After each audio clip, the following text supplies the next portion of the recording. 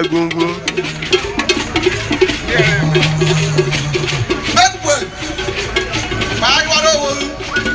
Bene. Okay. DJ Ninja. Okay. Wire. Bene. Ina bata life ina gwa bi share ebe na ba Akegbe. Amigbo Akegbe. Oyo kogwu. Ịmara ahụ ego konugbu. Oyo kogwu ọ gaghị oye elu. Oyo kogwu. Ọ bụ ebubu nọ n'ọgbọ.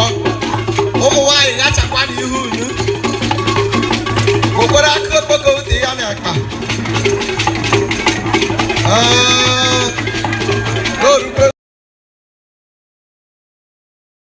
Para gwaya bi shesera gwaya bi no anyị na-ekene unu mmụọ dị iche iche bịara ebe a ị na-anya ị ga-afụ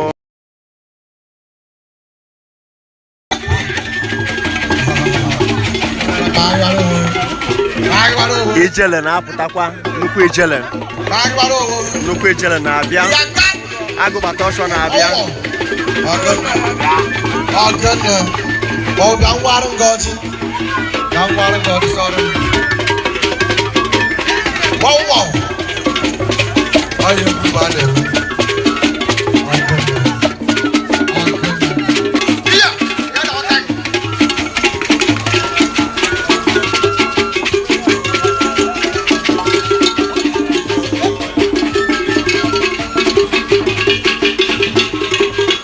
Igbo nwere mmọnwụ dị iche iche.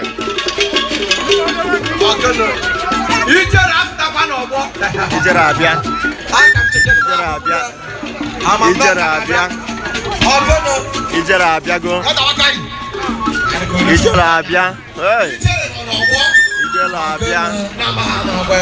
abịa ụkwa n'ụzọ ijele abịa ijele bụ oke mmụọ na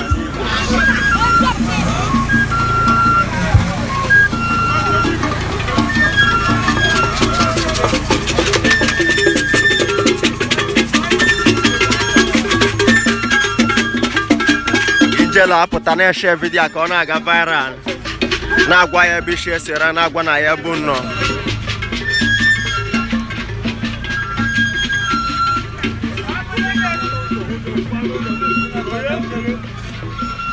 ebe ka ijere na-aga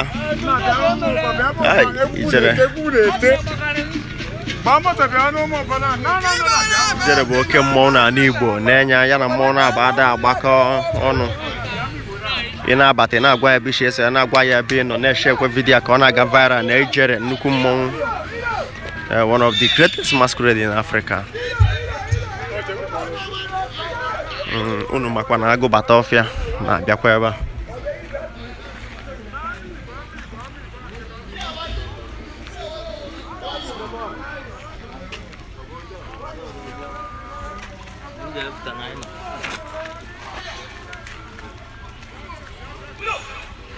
ijele nnukwu mmọnwụ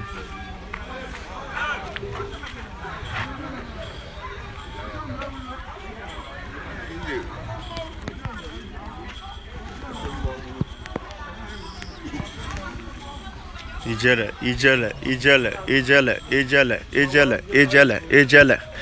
ai nnukwu mmọnwụ pụkwa n'ụzọ ọkwa nnukwu mmọnwụ bụ ihe a share this video, let it go viral. Na gwa ye ebe no ona nke alusi jere na Amigbo Akegbe. Ebe aka anyị na-aga.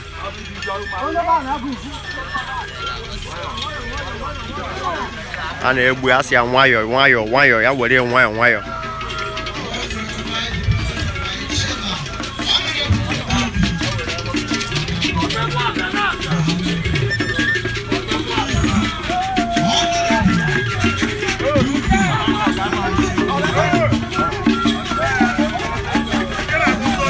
Tell us where you're joining us from. Tell us where you are. Igbo nwere ihe dị iche nke a bụ ijele nnukwu mmụọ na-egu ngwa ijele mmụọ dị iche.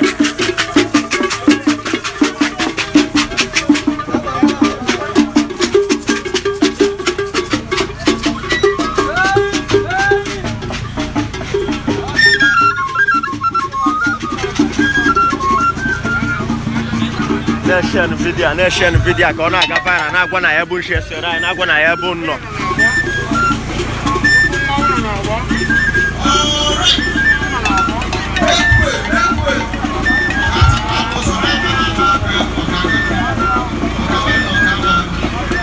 The Great African Masquerade.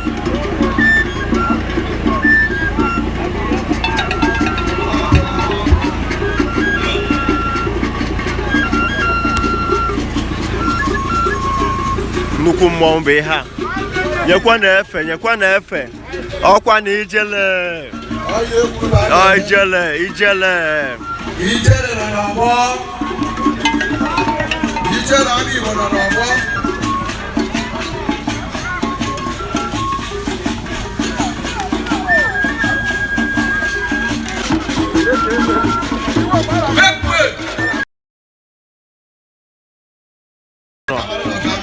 By no Amigbo Akegbe na Nkanu Western Government Area of Enugu State. Kana afọ ihe Igbo ji wee dị ebube. Kana afọ ihe Igbo ji dị ebube.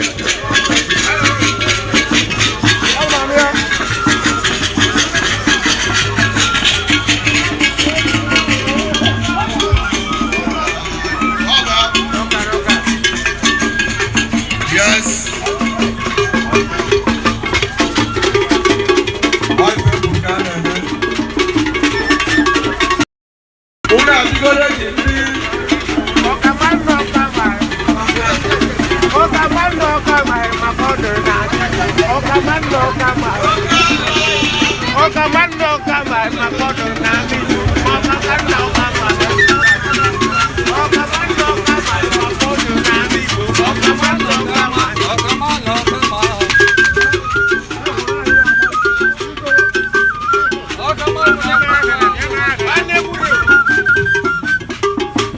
Ijere ada agbata aka n'ọgbọ. Ijere na mmọnwụ ọzọ ada anọ n'ọgbọ. Ọ ihe o ji wee bụrụ nnukwu mmọnwụ n'ala Igbo. Anyị wee na-asị ka onye ọma na-esere anyị na-agwa ya ebe ichesere na-agwa ya ebe ị nọ. It's one of the greatest masquerade in Africa. Thank you for joining Amokwe TV live update. We are here live at Amigbo Akegbe born a bottle live and direct na nke alusi ijele on Ugwu nwoke. Taka ọwarụ